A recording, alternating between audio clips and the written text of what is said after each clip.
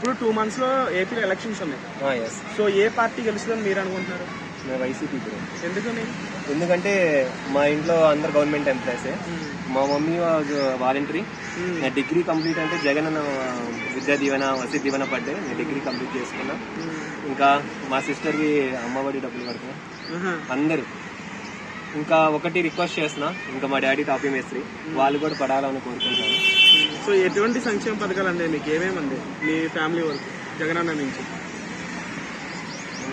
జగనన్న ప్రభుత్వం నుంచి మీకు ఎటువంటి సంక్షేమ పథకాలు అందాయి కుటుంబానికి, మీ ఫ్యామిలీకి? అంటే అమ్మ ఒడి ఇలాంటివా? నాకైతే డిగ్రీ కంప్లీట్ అయింది, నాకు ఇయర్ పాసింగ్. కానీ డిగ్రీ విద్యా ఫీజు రీయింబర్స్మెంట్ మా డాడీ 1 రూపీ కట్టలేదు.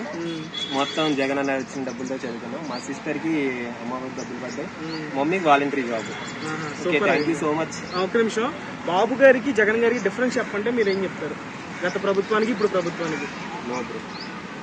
అంత తెలీదా? హామీలన్నీ జగనన్న ఇచ్చి చెప్పినట్లు అమలు పరిచారా? ఓకే. సో లాస్ట్ 2 questions ఏంటంటే 175 seats లో 151 వచ్చినాయి జగన్ గారికి పోయినసారి. ఈసారి ఎన్ని వస్తాయి అనుకుంటున్నారు? 175 151 సీట్లు వచ్చినాయి 175కి. ఈసారి ఎన్ని వస్తాయి? నాకు తెలిసి జగనే బ్రో వస్తాయి అనుకుంటున్నా. 150 కంటే పైన వస్తాయి ఈసారి. ఒక 160 అట్లా. ఓకే.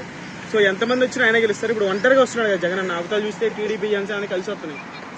సింహం బ్రో, సింహం సింగిల్ గా వచ్చింది. అంతేనా?